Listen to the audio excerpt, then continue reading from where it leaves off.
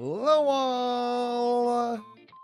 How is it going, everybody? Zer0GShade here, y'all's favorite music-loving, yarn-spinning catboy, back again with another installment of the Orange Cat Music Chat. Welcome, everybody. I hope you are well.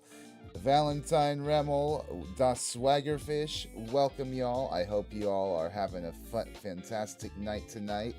And it is Sunday, December 21st, the weekend before the holidays really well, technically Hanukkah's already been going on, so shout out to the Jewish community there. But this is the weekend before Christmas, before Boxing Day, before all those big holidays. Is Kwanzaa still yet to be celebrated? I have no idea about that there, but happy holidays, everybody. I hope you've all got some nice plans, with your loved ones. I know, I got my mom coming up, so I'm excited for that. But otherwise, things have been pretty good up here on my end. I've just sort of been chilling, trying to beat the cold and all that.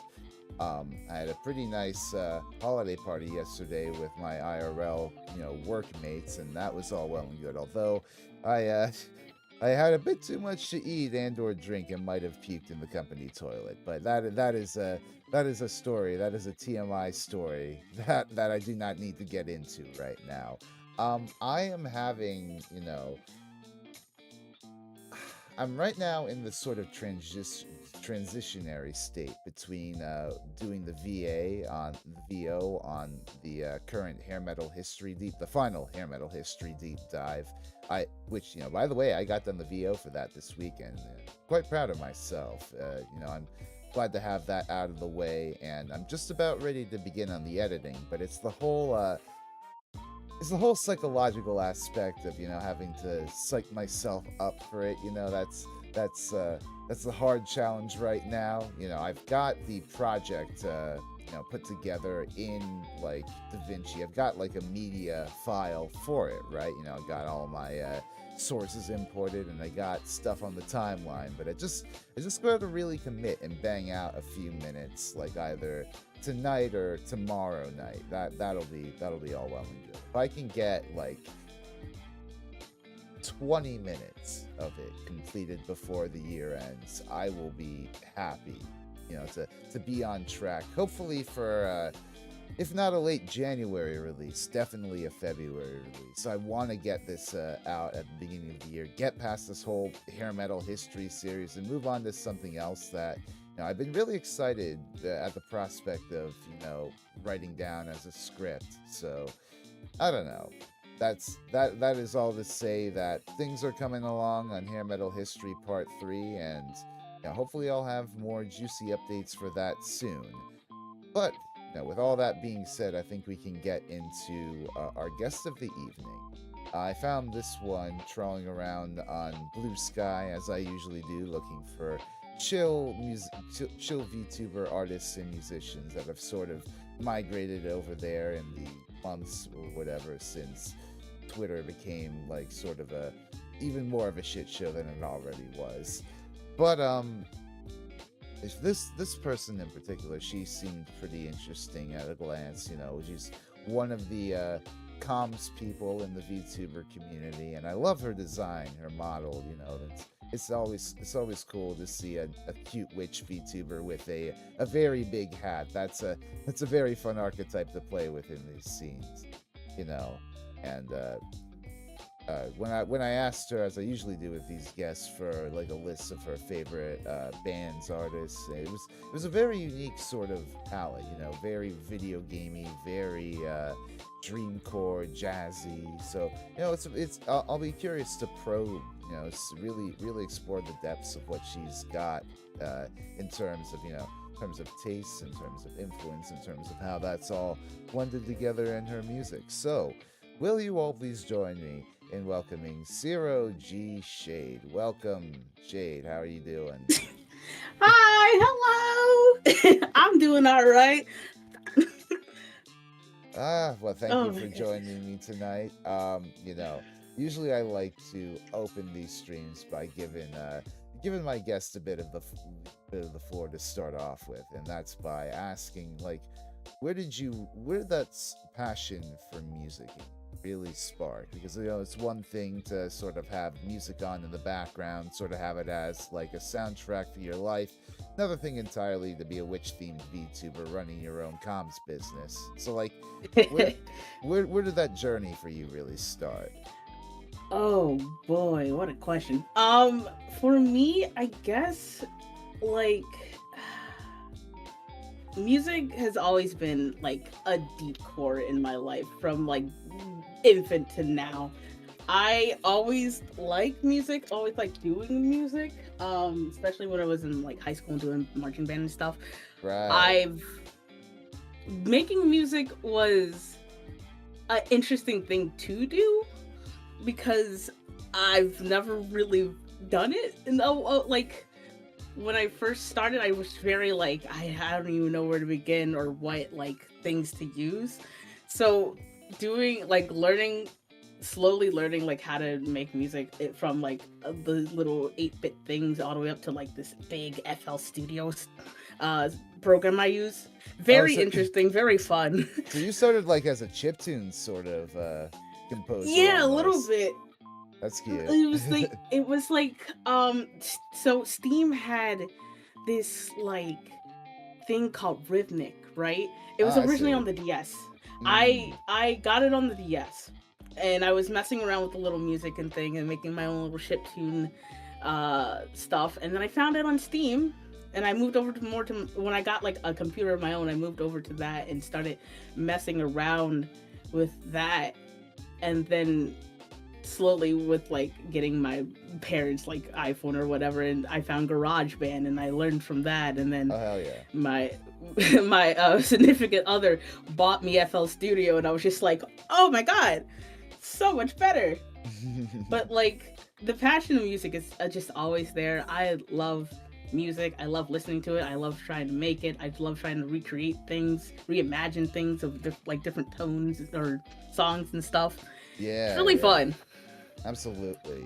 You mentioned you were in a marching band. Like, what instruments do you play? Oh boy. Also a thing from young age. So it started with what was the first instrument? I guess it was piano. I started Oh with yeah. piano. And then when I went to this like middle school, they had like violin, and they had like a private violin tutor, and that I started learning violin. Yeah. uh I and then I moved more to like a public school area, and they didn't really have like a string thing, so I Mm. moved back to I tried to go to piano. They didn't really have piano, so I learned flute. And after learning flute, I kind of dropped it because I didn't want to do flute anymore. And then Yeah. they stuck me on a trombone. Mm-hmm. and and then after sticking me on the trombone and seeing how like one I have short arms, I cannot hit some of these notes. But like after seeing that, they put me on a baritone horn, which is just like a bigger trumpet, and I just kind of stuck with the baritone horn for a while. And then Yeah. after high school, I found a kalimba. Now I know how to play kalimba. Oh, neat. Little Sounds like hand you. piano. I Sounds like you Mhm. got a little taste in like all these different areas. I mean, specifically with the woodwinds and all that. But Yeah, I got my hands a lot on a lot of instruments very young, and hmm my mom always pushed me to keep doing stuff like that. And I was like, okay, that it's fun. that's awesome. We love supportive parents who encourage their kids to do music. It's it's a vanishingly common thing these days. Now, mind you, if am I good at these instruments? No, because I kept jumping around on them. I haven't touched them in a hot minute, but I'm trying to go back to like piano and Yeah. relearn that again. A lot of people popping off in chat about GarageBand. Yeah, I've used GarageBand a few times to like compose demos. Like, really, it's really convenient for me. Like, using iPad like GarageBand Live because like band, yeah. I don't know, you can really easily like drag and drop like notes into like a program to sort of loosely compose like a riff or like a melody or Hmm. whatever, and in a way that you usually couldn't if you like I don't know like I don't know. I mean, I guess I could do it like at my PC, just like keys or whatever. But like it feels more tactile, feels more hands on. Yeah, GarageBand is really a good place to like get your foot in the door. Honestly, GarageBand or like I'm trying to think of another one that I use, and I really can't. It's still like free to use apps that you find on like Google Play or something like that. Yeah, So I can't remember the name of it, but it was like interesting because it was just like showing you how to put like where these little notes would go on, and it looked like tiles and stuff, and it was very interesting to me because I'm so used to keyboard, like a keyboard. So seeing right. these little bars just pop up, and I'm like, oh, that's where it makes the notes. It's not like a thing, like a keyboard that I just tap on my little computer. So Right. it is a really good place to start. Interesting. Yeah, yeah. Though I have heard, fantastic things about FL Studio too.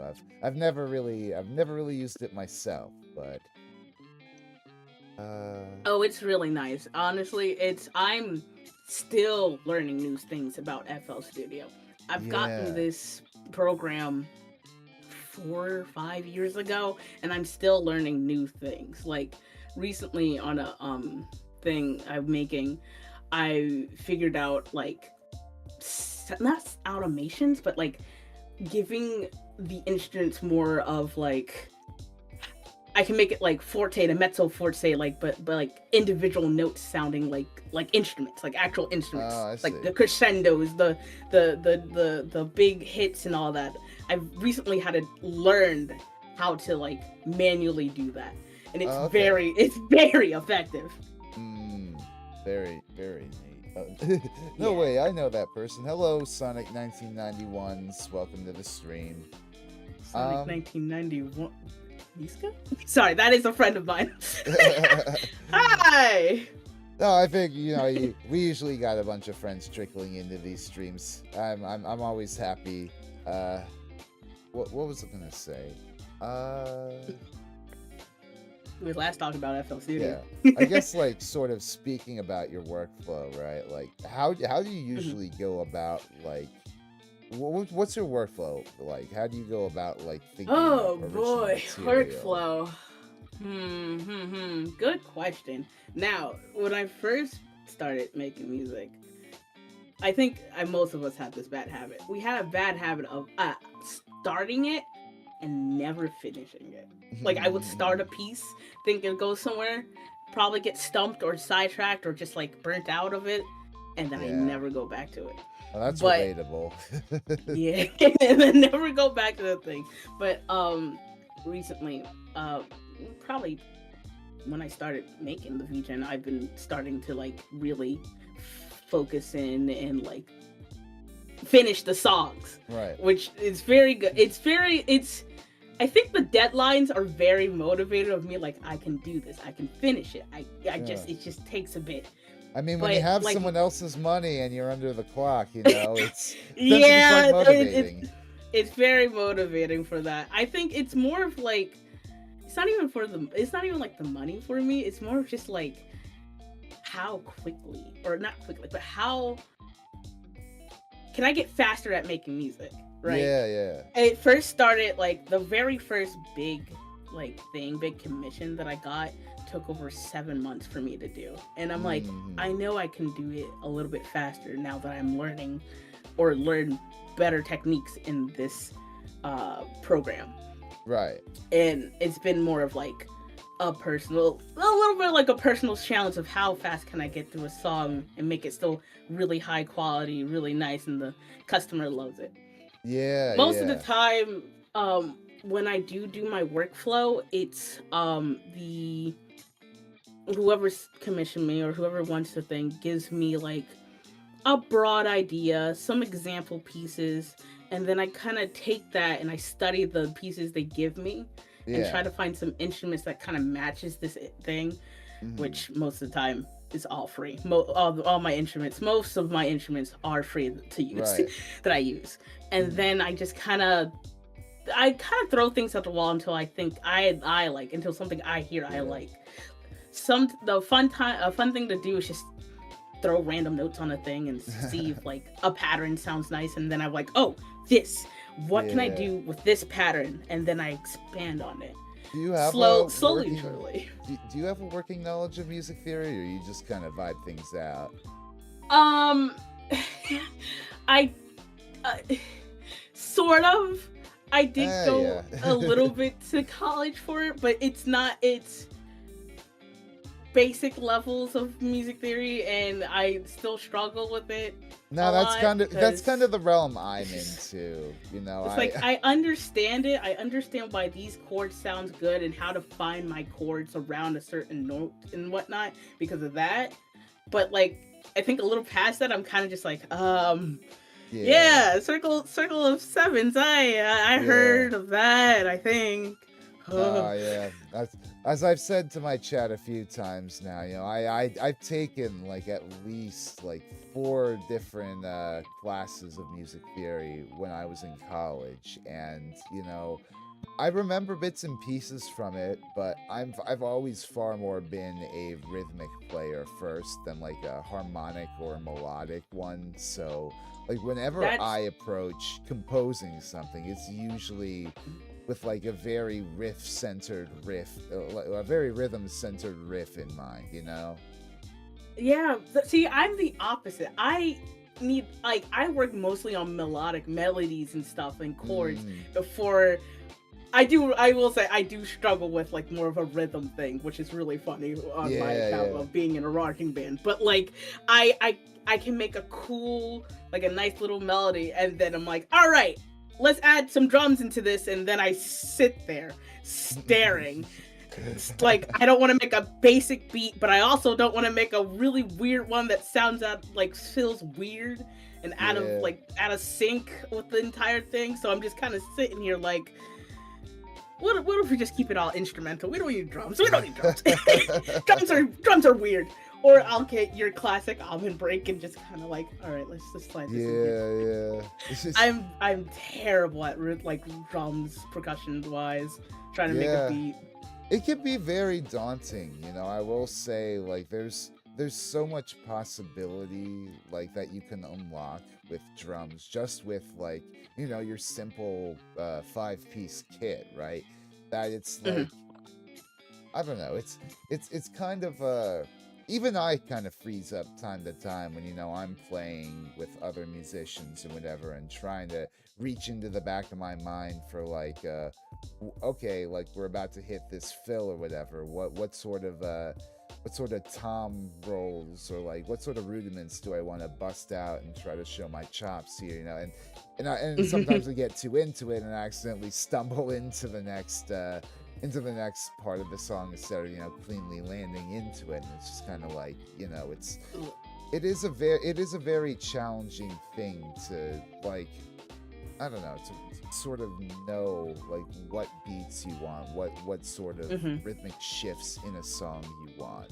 That's why I Mhm. that's why I tend to think that, you know, for as important as the bass is to like, you know, keeping the rhythm in a band, like I think drums are probably the most important instrument in like Oh, in absolutely. like a popular music context. I think so too. Without that, it's really hard to like keep the rhythm, keep the beat, make sure you're not like speeding up or are like all over the place. I have Mm-hmm. to get better at one downfall for me is I don't use the metronome. So half the time when I Uh make my music, and then when I'm trying to make when I listen back to it and I'm like, this feels off and I can't tell why. And then I turn on the metronome and I'm like, that's why. It's yeah. extremely offbeat. Yeah, no, that's a struggle. I've had to deal with that myself. I've had to grow in that regard. Like, 'cause I used to, you know, I used to suck at recording the metronomes. You know, I've practiced with metronomes several times, but it's like when it came Mhm. to recording to a metronome, you know, it's something you have It's to. I had real to really hard. it's something I had to really practice to get good at. You know, I've record like since my early days, I've recorded a few EPs, with one of my bands Mhm. by Metronome, and they turned out pretty damn well. But it's like, I don't know, you really got to train yourself to listen for that click, especially like when you're in the middle of your zone, and like, especially when you're like a jazz sort of musician who naturally Oh, absolutely. Trying to do any loves type of swing thing is yeah, hard, dude. who loves to swing, especially with his tempo, like loves to push things, hold things back, depending. It's challenging, but like Mhm. it's thankfully, at least in the context of another band I'm in, like when it comes to recording things to a tempo, you can also just sort of layer it, instrument by instrument, right? Mhm. Like I think we recently tried demoing something, like, and our guitarist recorded his parts first, then we got the bassist on it, then I got my track on there, and it was far more efficient than like what we were trying to do before, which was like recording all together, and we were really just we were sort of dragging the entire time when it was a live thing. So better to just do it piecemeal. Yeah, I get that. For me, the metronome kind of blends in with the music at some time for me, so I'm just Oh like yeah, I will hear the clicks, but I'm like, this is like the beat, this is just the thing, it's another instrument, and I kind of like rush it, and I'm yeah, like, oops, hold on, that's back up, slow down, we're going a little bit too fast there. yeah. No, it's definitely something you got to listen out for. Is how to say Mhm. um So you already mentioned, do you compose primarily in FL Studio these days? Like what else do you use to like I sort of during your process? It's mostly FL Studios. I've been messing around a little bit with vocals in Reaper, where Okay. I can record and stuff, and I'm trying to Yeah, learn how to tune in time, which is, oh, it's a lot harder than I thought. I'm sure. I I, definitely want to get my hands on like Vocaloid, you know? I oh really want yeah, to get my hands on Vocaloids and learn how to use that, but that's like a whole different beast, and absolutely. I'm a little bit nervous to touch that. Yeah, yeah. I've But only other than that, it's mostly FL Studio. Yeah, I've only barely used Reaper. Like when it comes to vocal recording and mixing, I've used it for like my MIDI drum covers and vocal covers in the past, and that's all well and good. But it's mixing isn't exactly my strong suit, so I just sort of mix to levels where it's good enough before I put it out. Oh, same. I like mixing. I think I'm getting a little bit better at mixing, but it's kind of hard when you're listening to your song over and over and you get ear deaf to it. So it's just like, oh yeah, this is how it's always supposed to sound. And then I Yeah. give it to someone else, and they're like, yeah, this is very high pitched, and I'm like, it is. Oh, let me try to clean that up. Totally.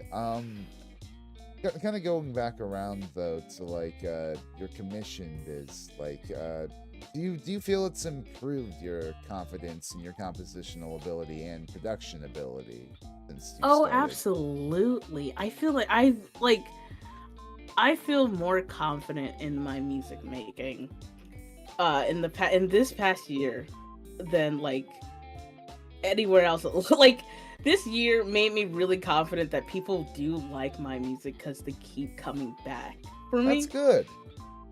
And I it was okay. It was nerve wracking when I first did my very first big commission piece because it like took forever, and it was like I liked it. Unfortunately, I haven't released it anymore because of complications, which we'll Ah. talk about later. But it was very like it was that commission piece was like a learning piece for me of like how to do different things and make my music a little bit more elevated than like the basic put a couple notes on the page and call it a day, right? Right. Like just like the messing around stuff. When I like first started, again, took me a long time, and I was like, maybe I shouldn't do this. Maybe it's gonna take a long time. The customer might be mad at how long it is. And I'm like, no, I'm gonna try it. I'm gonna try to do like we're gonna start with like simple, small things like alerts, like stream alerts and stuff. I can make those fairly quickly, fairly high quality because it's not like a whole 3-4 minute song that I have to like really sit down and hammer out a melody. Tuning it and mixing, mastering it. It's very easy. Yeah. And the longest commission for alerts took me like a month because busy, but like other than that, it usually takes me like 2 weeks to make. And it was it was a big hit when I first posted up there. I got like 4 or 5 people asking me for them, and they all liked it. And then I started to dip my toes more into like longer term music, like background music. Yeah. And that's when what was it? Lucia Crab. That's when she hit me up, which is insane because she's a really big VTuber. And she hit me up and she was like, "Hey, I need 3 background musics before this debut." And that was a very like big, for me, that was like, I can do it, but that was like a big axe. That's 3 to 4 minute long things, all like loopable, cleaned up before 2 months is up. Usually I've gotten faster now that I can do it in like 3 or 4 months instead of the whole 7 months when I first started. Right. But it was very time crunchy, and I'm just like, oh, okay, you know what? Sure, I'll do it. And it came out really well, honestly. And I was very proud of myself that I managed to do it that quickly. That sounds nutty, but you locked in. I did. I was like, oh God, she wants this now. But I did do it, and I think it was one of my best works. Gamer, indeed. She was a gamer. Yeah, it was crazy. I gave her the first 2 ones, and then I had trouble on the last one of what I wanted to do, and then I had to like ask of like what she like wanted. She said something like sleeping and sleepy things, and I'm like, okay, dreamcore-esque maybe. I can do something with that. Yeah, and then I just kind of honed in on my like hyperfixation of like dreamcore music that I have for a while. It's still there, by the way. Right. The dreamcore thing. And then I just made it, and it mixed really well, except for a certain part that I listen back to and it kind of bugs me. But like for the most part, it was really well mixed, really good, really nicely produced. And sometimes when I pop into her stream, I hear the Be Right Back screen, and I'm just like, oh my God, she's still using it. It's not trash. She still likes it. That must be such a good feeling to see like a big VTuber like proudly use the stuff you made for them, Yeah, it's very nice. It was like, I didn't even care about the money at that point. I was just like, oh my God, she's still using it, and I absolutely. Yeah, absolutely. What's been your favorite project so far? Is it that, or is it like my favorite? Favorite project so far. That's kind of hard to say because it's like all my projects are like my babies. I crafted them from the ground up, and they're all so good, and I love them. I mean, feel free to multiple choice it. Okay, if it was multiple choice, let's see. I do. Lucia Crab is definitely up there on that one. Absolutely. Another one that I liked was for a VTuber named Mushi that they gave me the thing of, again, another dreamcore one, and I kind of just went like, it's so simple, but it's so effective of how I went about the music of just like echoey, like hollow, like you're like sleeping in the rain type vibe, and I love it. That was really fun. Another one that I enjoyed a lot was doing a remix in Smash remix. I don't know how to describe this one, but have you ever played Deltarune? Someone wanted me to do a a mixing two songs, which is Hammers of Justice and When the Hammers Fall, Oh, they wanted into you one to do thing, like a sort of like Smash a Bros. mashup, arrangement of yeah, like that. something like that. Yes, That's and cool. that was really fun because at the time I was really into Deltarune, and someone was like, "Hey, you know this hyperfixation that you have? Can you add another layer of music onto that, and I'll pay you for it?" And I'm like, "You're insane! Thank you." Right on. That was a really fun one to make. And then one that I haven't. This is just like a personal project for me, just for myself. I did a example cover thing for My Castletown, which Mhm. is I have yet to make the vid. I have yet to post a video because I'm kind of waiting on some assets. But I Right. wanted to post it on my thing before. Well, I wanted to post it on thing before the end of the year because I realized I don't do a lot of like self mini projects like posted on from like I realize I am not very musically present on most platforms. Mhm. And I'm like, maybe I should just post my own things once in a while instead of just commissions. Which, don't get me wrong, love doing the commissions, love like Yeah. making things for other people, but I just need to sometimes stop and make things for myself once in a Yeah. while. But It'd be yeah, always nice to have like your own YouTube where you could just upload shit, you know. Not hmm That's not to say like Twitch isn't bad as isn't half bad as like a streaming platform, but I personally prefer like using YouTube for streaming and hmm just for like uploading videos and stuff to it too. So yeah, I like recently I tried to do a music stream where I just work on music on stream instead mm-hmm. of just because on Twitch I mostly play games.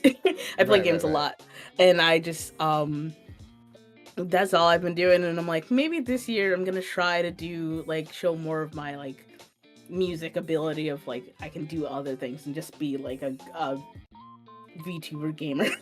I can do Yeah, other things. I'm not just a one trick pony. I have other talents. I promise. totally. But yeah, I do that, and I do want to upload just my music sometimes to other places. Yeah, I need to start absolutely. uploading it to like SoundCloud and stuff. I have no clue how to do it on Spotify. I'll figure it out Mm, this year somehow, but I would love to do that. absolutely. So, going back to your influence, you seem to really love, video game music and dreamcore. Of all the artists you sent me in that list pre-stream, right? Like a lot of them, hmm like, are either like video game sort of composers or like dreamcore adjacent, jazz adjacent. Like, what's the Some history there weird with? chord change. Um, well, mostly for video games. I just love video game music in general. I love video games. I love listening to music. Like, I will sit down and just listen to a video game OST and never play the game itself ever, because like they they have so much like freedom to do like Yeah, whatever. If it's like music that affects the environment of the game, or music that has like different strings of leitmotifs and callbacks to other things like other games and stuff, and I yeah. love that. Toby Fox does that a lot. I know that oh, what's his name? Hideki Naganuma, I think it's Oh he's yeah, the one the who Jet does like Set the guy. Sonic, the Jet Set Sonic Rush. That I absolutely adore video game music. It's Mm-hmm. so amazing what they can do, how they can do it, how it can set a tone Yeah. in like in a game, if it's like a high paced game or just like something's about to get you. Absolutely. It's And, so great. there's no better example for that, I'd like to think, than like with like fake video game OSTs. I've seen around on YouTube like a few different people I love try their those. hands at like composing like hypothetical soundtracks for a video game. Like I think there was this I love one. those so much. Yeah, there was this one example when I was doing some like recordings, for my hair metal history video, and like usually when I hmm like to listen back to them, I like to have something going in the background so that I can accurately capture what, everything that I recorded on my Bluetooth speakers, because my Bluetooth speaker has an issue where if you like play something like right from the beginning, like the first few like millisecond of audio will be cut off or whatever. All that to say, like I when I was doing like the recordings one session, I stumbled across this one OST.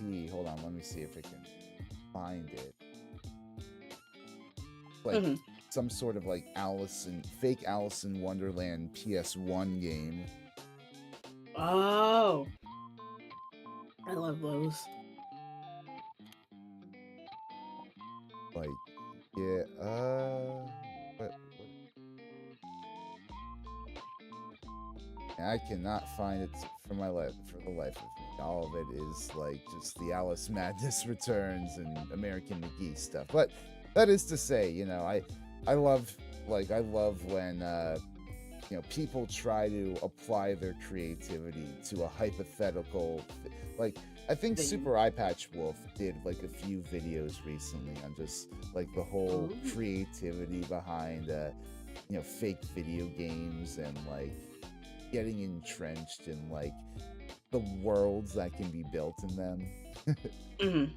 Like, there is one fake video game person that comes to mind. I think their name is Floor Baba. They made a thing called Game Wave a while ago. I'm sending you the link actually for it. Okay. And it's like hypothetical games that could have been made on the DS and the Wii that they have in there. Like, cool. There's one where it's one that sounds like Wii Golf in there, and it's really good. There's another one where it sounds like you're like going through like a swamp or like some sort of like swampy grove area. There's also one where it's like sounds like a bunch of fairies are coming after you or something. It's really nice. It's just like like you can imagine these worlds in your head when you listen to like just hypothetical like what this would sound like game OSTs they make, and it's amazing. Yeah, I want to do something like that one day. Absolutely. But what about dreamcore then? I have to admit, I'm not too familiar with what like dreamcore. I can kind of infer what it is, like kind of based on the name, but So those are one of those like the weirder subgenres of music that I have stumbled myself onto, like dreamcore and Yori and like Oliver Buckland even, which is Oliver Buckland is the person who did the OST for Ina, or if you know of Ina of Dream Barbecue, they did that like that weird psychedelic in a way. It's just like a dreamlike state of music, like you're sort of awake, sort of there, but it sounds a little off. Some people find it a little bit creepy. I find it very comforting. It's very like it is really weird. I will say. Is it anywhere sometimes like close to vaporwave or like that sort of, but it harps on more of your nostalgia for things. I see. You know, like there's a song from the band name is called the No Love in the House of Gold. There's one called and they'll have these weird long names and everything, but they have one song where it's I'm trying to make sure I get the right song. I think it's called Overpopulation at the End of Everything is Less Worrying, haha. But it plays like an old Earthbound song in the background, and it feels like it's like slowly, it's like from Mother 3. It's the A Letter for You, I think they try to play on that. So it really harps on your like nostalgia of like being in a mall that used to be like very populated and now it's like really desolated, or like going to an old amusement park that you haven't like been in forever and it's kind of just slowly like decrepit a little bit. It plays on that. It plays on your nostalgia, like a dream. Like you remember this place, but it's a little bit different and it's a little bit weird. Yeah. Most of the time it's cool. It's like really calming for me. Other times there is some like really creepy ones. Like there's one named I think it's called Maybe, Maebi. It's Mhm. called The Lobotomy, and it's just a picture of like a CRT TV, but like if someone pointed a camera at that CRT TV and it kept going in on itself, and Huh. it's very like, oh, that's a little bit creepy, but I like it. Dreamcore is weird. It's not, I wouldn't say it's for everyone, but it's like a weird nostalgic feeling of you're like back in your room, probably looking at an old TV, watching cartoons. That's what the Yeah, vibe yeah. feels like to me. Now I wonder what Nightmare Core would sound like. I could probably give you a bit of an example. You're like There's Eric Andre. Nightmare, nightmare, nightmare. nightmare. Nightmare. Oh my god. I can probably think of like one maybe like how to disappear completely. That they make some really like creepy ambient ones that would probably be considered nightmare if someone just sat in a room listening to it. Probably. Yeah. But how both these genres like sort of shaped your approach to music? Like what, like when you're composing stuff for your comms or whatever, or like thinking of like original stuff you want to do, like how are those things sort of swirling in your head? Oh, that's a good question. I really have to get into my head about this sometimes. Sometimes I just do it and I don't really think about it too much. Other times it's just like the I know when it comes to like video game music, I usually try to find a core melody that I can hark back on later on in the song. For the dreamcore one, is probably making it sound like you've heard it before somewhere, but just can't figure out where. Like you've heard this melody, you heard this chime before, you just don't remember where. But I also get like the low energy from like just jazz musicians like Duke Ellington and Michael Franks. Duke Ellington is more of like a childhood thing for me though. My mom introduced me to Duke Ellington when I was a baby. Raised on jazz, yeah. I was kind raised of the on same. Jazz. My dad showed jazz me, and classical. What was it? He showed me Dave Brubeck quartet like when I was really young, and that was like core memories, going to sleep with like the Dave Brubeck quartet's greatest hits. Core memory for me was falling asleep to Michael Frank's Rainy Night in Tokyo. That one was a really like that Michael Frank's is jazz, but he's like the sappy romantic love jazz, which is really fun. And then I found like a nice combination of the two with ginger root, and I'm like, wow, this is great. It's like Japanese jazz, but also it's a little bit depressing. Yeah, I think I've seen a few ginger root songs or videos around on YouTube. Like they're very like city pop, aren't they? City pop jazz, and it's really nice. But you start listening to the lyrics, and it's like, oh, you're sad. Yeah. Oh, this is a sad song actually. That and it's just like it's really good. But mostly when I do go back to listening to like or trying to make music, it's just like pulling different melodies that I've heard over the years and try to twist them around and make them my own. Like, so it's sort of like a nostalgic feeling. Like you've like, hey, I think I heard this before, but it's not quite right, or maybe it's not quite complete. And then I put my own spin to it. That's interesting. Sort of like variations on a nostalgic memory or something like that.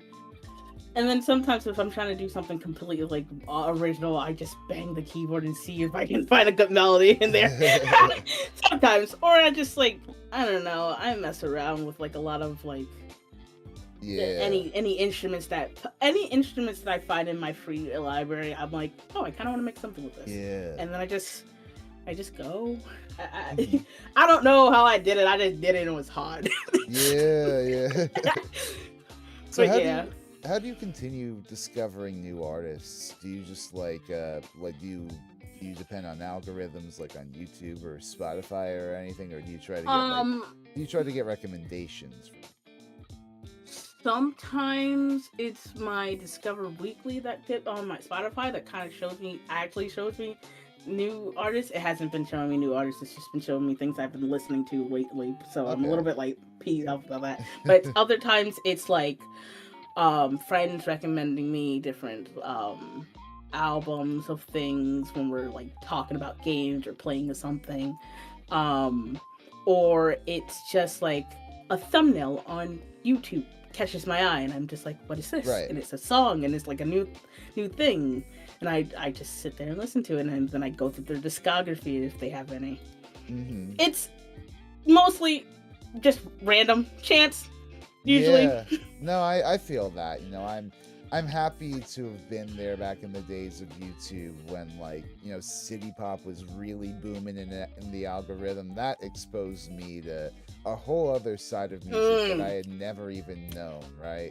That was me with dreamcore. That was really me with it was like, I think it was like a picture of like Sonic Rush, but like a little bit distorted that caught my eye. And then there's like a playlist of different dreamcore artists and all that, and I was just like, oh, I like the sound of this. This is nice. And then I think it was, I'm trying to remember what it was. It was another thumbnail of like, what was it?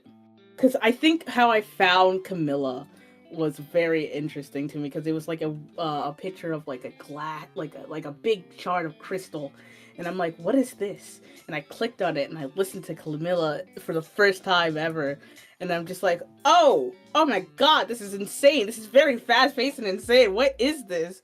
Mm-hmm. And then I don't even what would you consider Camilla genre of music?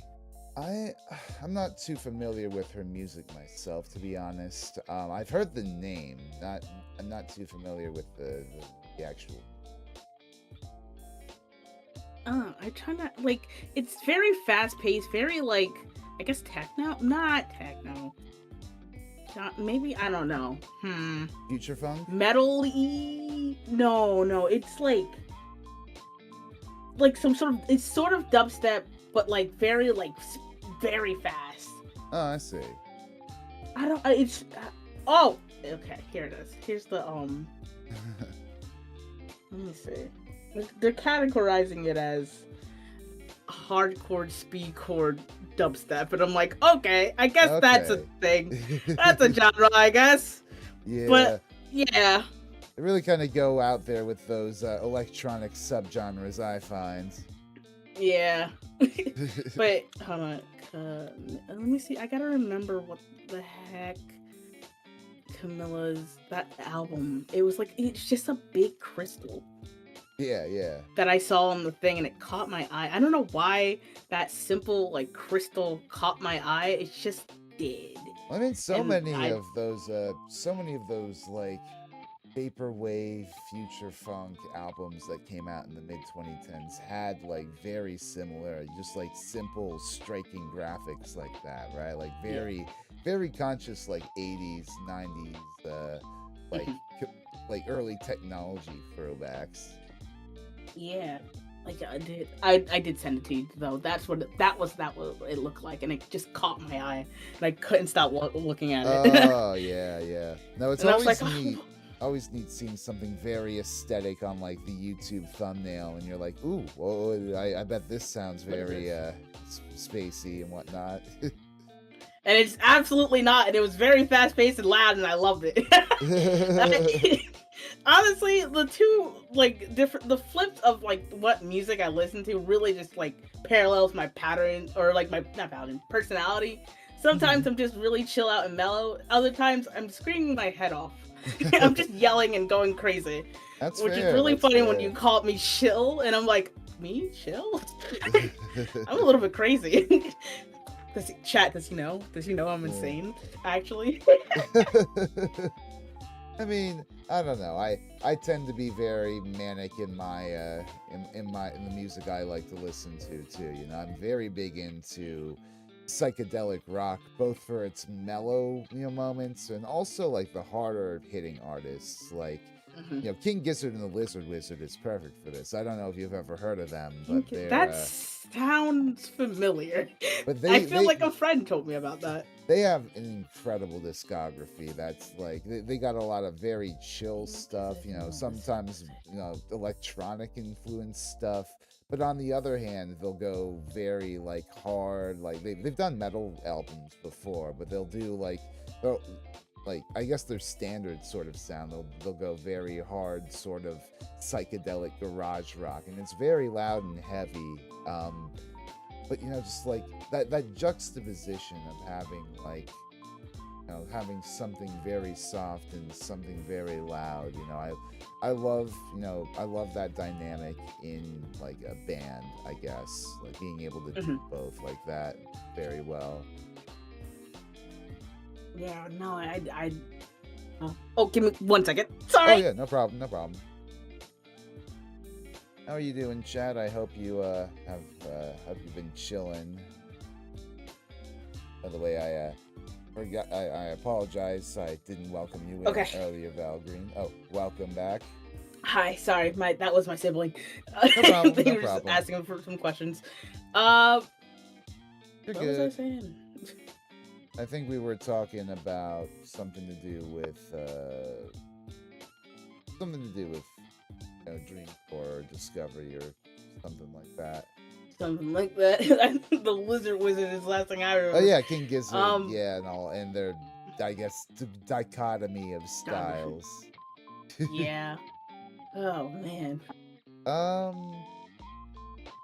But I guess have you gone to like very many concerts, like EDM, rock, otherwise?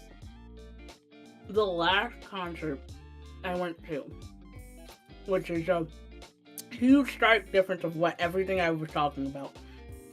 What's that? The first running of Kendrick Lamar's Oh hell yeah! thing, and it was because of a friend that got ground tickets, and they was like, I have an extra one, and I'm like, you're taking me with you to see the Kendrick Lamar? That is incredible. And it was so good. It was so fun. I've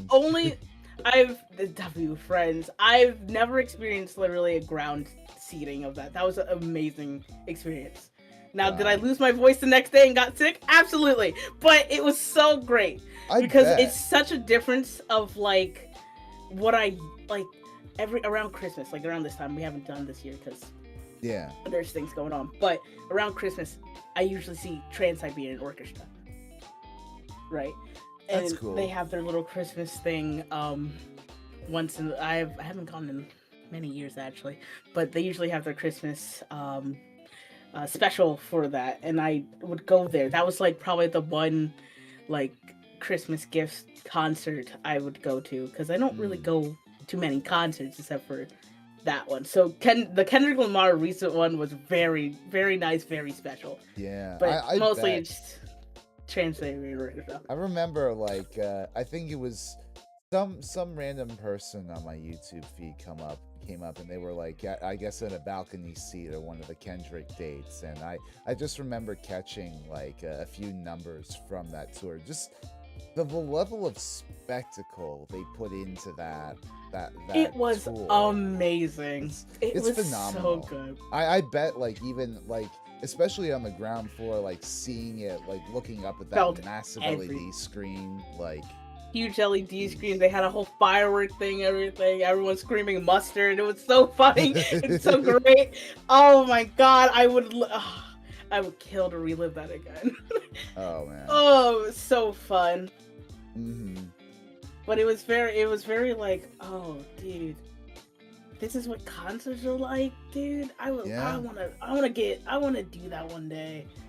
But honestly, I don't even know what I would perform. I'm not like I don't do live performance.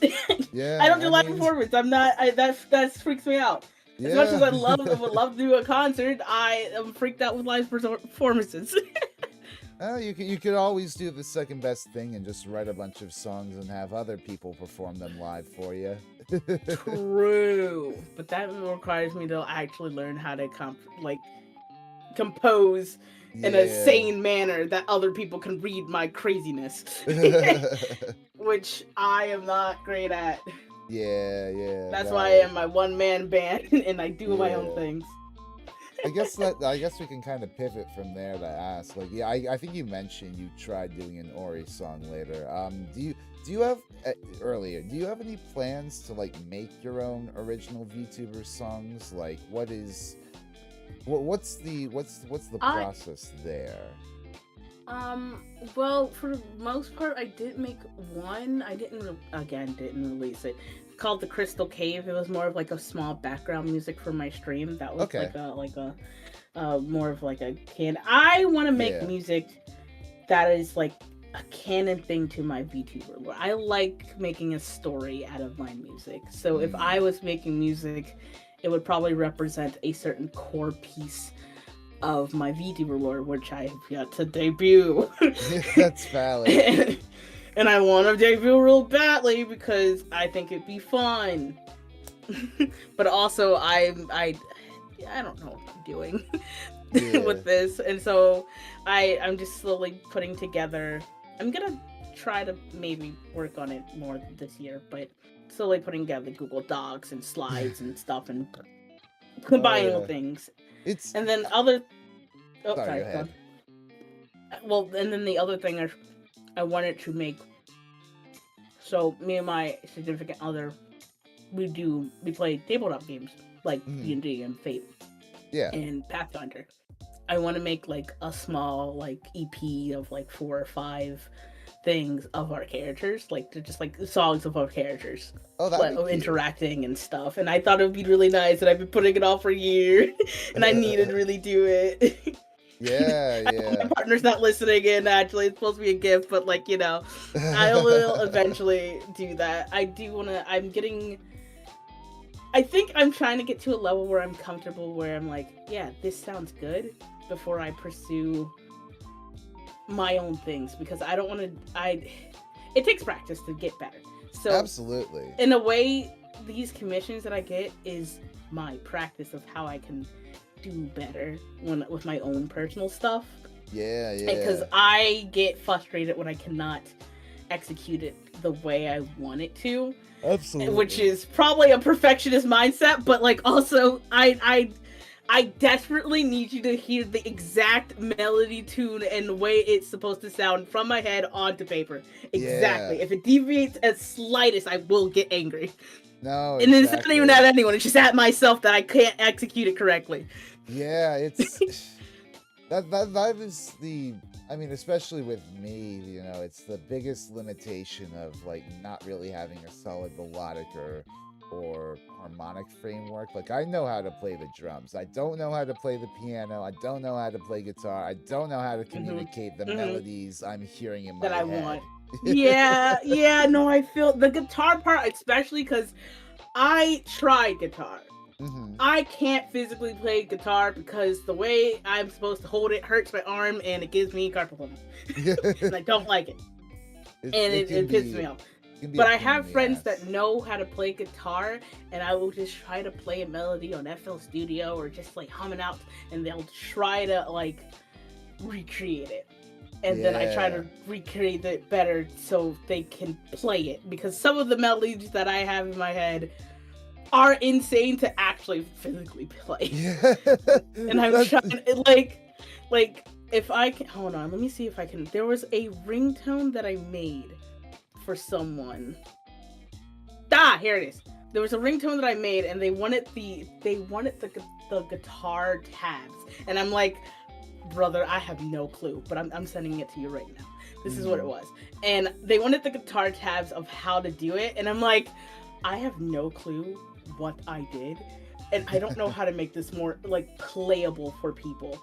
So I'm going to Yeah. attempt to, and I just ended up, I couldn't do it. And I even sent it off to a friend person who knows how to play guitar, and they're like, this is insane. What did you do? And I'm like, I don't know. I just did it. I don't know. Yeah. No, I've been there myself where I've, written parts down on guitar or bass that, theoretically, listening on like listening like melodically makes sense, but like when it comes to actually positioning your hand on the guitar, it's like nothing doing, it's Like, how it's do hard. we do this? Like, I don't know how I made the melody. I'm not sure how you're supposed to translate that to an actual guitar. I'm sorry. That's not how my brain works. Yeah. I don't think about this being playable to human beings. I just do it. Yeah. If it's impossible and only the gods can play it, then I guess only the gods can play it. As long as it sounds good. This is what I mean when I get manic. This is me ramping up. I like to apologize for all the loudness. It's going to happen in a couple minutes. I love when my guests are lively and stuff. Welcome, Nobody. How's it going? Oh my word, it's Orange Kitty Music City. Indeed. Hello.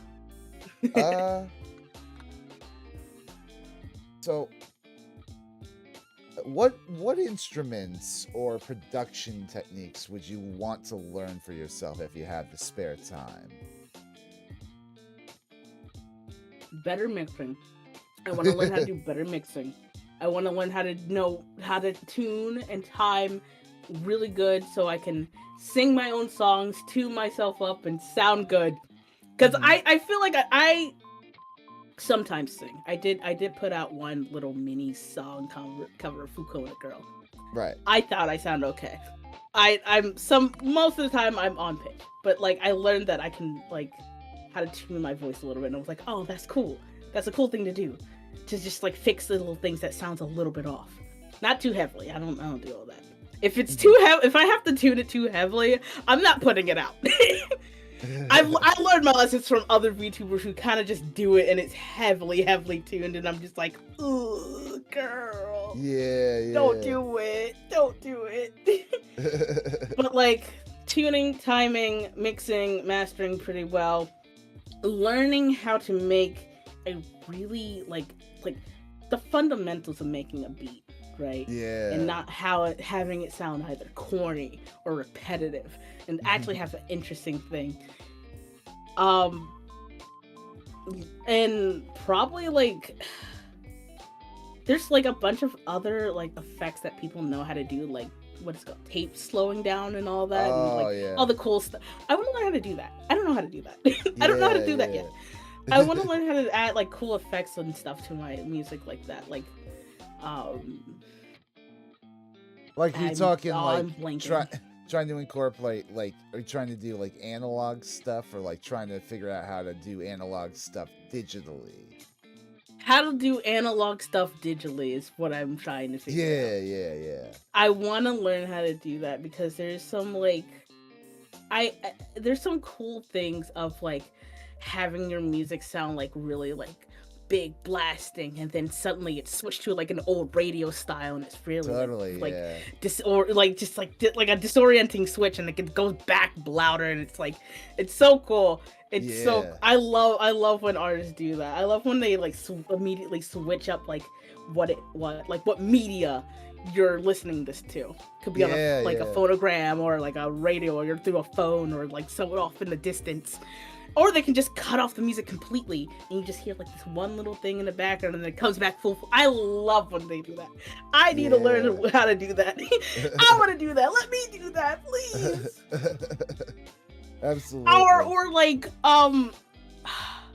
what I really want to learn is get better at learning is making those free to use instruments actually sound like instruments, because there's people out there that just knows how to make it sound clean and crisp, and it sounds like you're listening to a Ghibli movie soundtrack from like free to use samples, and I'm just listening to mine and I'm like, this is awful.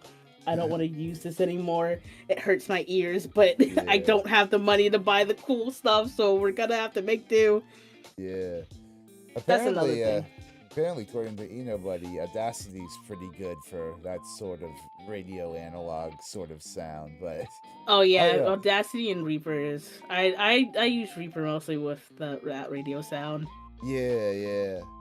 Um. So now, now as a streamer, right? How do Mhm. you, how do you try to incorporate your musical side into things? I think you mentioned you've done music Ooh, production I streams did recently. one music production stream recently. Okay. I have not done. I need. That's the thing. I need to incorporate more of my music into my streaming. So far, Yeah. it's just the background music that I made, and I barely use that. I need to use that more. But I want to do more like music streams where I can like go on there and just make production, or like the Yeah. chat Yeah. gives me a random song that I probably vaguely remember, and he's like, recreate this from memory, like little challenges like that. I think that'd Oh be fun. yeah. Recreate this song in like 2 minutes, and I'm like, okay, I could probably do that. It's something fun. I like to like do a music stream where it's like interacting with chat in that way Yeah. or Totally. something. I've it is very it is a very daunting task just pulling up like a DAW and like composing for a stream. I remember I tried doing that I think maybe once for Reaper, just sort of tooling around there for a stream, and I really didn't get much done, and I don't think I ever revisited the file, but no, No, I feel that. it is good to go in there with like a very solid plan for what it is you're doing, whether it's like working on your commissions or just like Hmm. just trying to do your own like challenges, like you said. Like I know, like I have a few different VTuber friends, like Noriboshi Ariel especially. I don't know if you've heard of her, but she does these massive, like hours long, like production streams where she'll just buckle down and like work on a commission or like a project for a friend or like just like an original song of hers, and it's cool getting to see like the guts of that sort of process. Hmm. No, I want to do that too, but my I when I do that, I get quiet, and most people don't like when I'm Yeah, just quiet. that's the So I thing, just right? that's the problem of balancing of like talking and then doing this work, like this commission work or like this big project work I want to do, and like and it's just kind of hard to just talk and do the thing, because Yeah. sometimes I'll just go quiet, realize that I'm streaming, and I'm like, oh shoot, there's people that's trying to watch and interact with me, and I'm just kind of like blowing them off to do this, and I feel bad. I Yeah. with me, I'm a person who loves connecting with my community. I love Mhm. talking in chat with them, even though they like to throw bricks and stuff at me, which I need to that redeem. No, that redeems staying, I guess. But like they love to just bully me, and I'm like, Yeah, all yeah. right. So it's kind of hard for me to just lock into a music piece and also talk to my chat and be entertaining and whatnot, Understandable, which yeah. I might have just days where I just like, hey, I might not talk a lot, but if you want to watch me make music, here it is. And it's also another challenge where like I do music and then people that are not in my community just come in, and it's just Mm. there's sometimes they're just weirdly hostile, like play the music now, and then they'll be like, this is trash, why are you doing this, and I'm like, Oh my yo, god. hold on, backpedal, who are you? Who are you? Wait a I just minute. got Who here, hold are on, you? wait a minute, why are you being so hostile? No highs, no hellos, no nothing, just play the damn music, little gesture, and I'm like, calm That's down. funny. And I'm just and it's sometimes it's like it makes me a little bit self-conscious of trying to do streams like that, because Sure. I don't want that hostility, Yeah, because yeah. I get upset of when someone's like, play your music, and I play it like, all right, hold on, calm down, first off, hi, and then I Yeah. play the music to them, and then they're like, this is trash, and I'm like, it's barely started. I barely started on this, and Yeah. you're calling it trash. And I'm just like, all right, that's what I'm a little bit wary about when like people outside are just kind of mean or rude or Mhm. whatever. I try to ignore it, but sometimes they just come back, and I'm just like, all right, whatever. Right. Like when they mic up ball players during the game, they have to catch the fly ball and chat with the guys in the booth at the same time. Yeah, it's a complicated process doing like something intensive like that, and like having to multitask. I've felt that kind of too, like having to do whenever I've done Yarg streams. You know, I don't know if you've ever heard of Yarg, yet another rhythm game. It's like basically game. Yeah, I did hear that one. Okay. It's like the Guitar Hero one, right? Yeah, well, Rock Band. Sort of more so, Rock but Band like, one. yeah, it's like I've played that. I've played that a few different times on stream, and each time, you know, I've tried my best to like sort of like poke at chat and interact with them during game, but like. Yeah, no, you're not getting that from me. Doing rhythm games and streaming at the same time, oh my god, it's only good if you want to mess up. Yeah. Floodgates. I love rhythm games. I love playing rhythm games. I recently got like my I backed a Kickstarter a while ago called Bits and Bops, and it recently gave me my stream key, and I played that on stream, and it was so cool. Fun.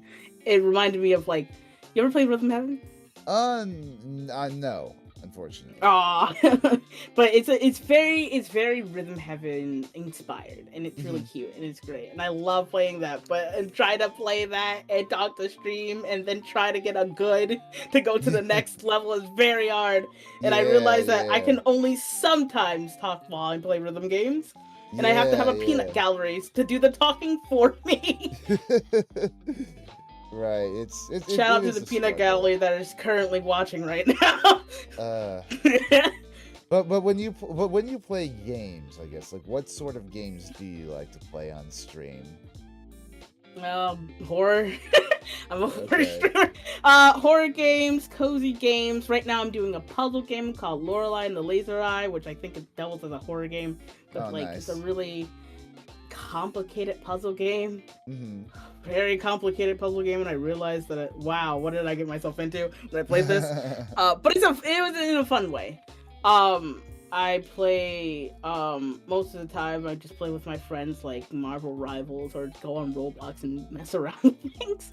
But mostly they'll see me play like a horror game. Should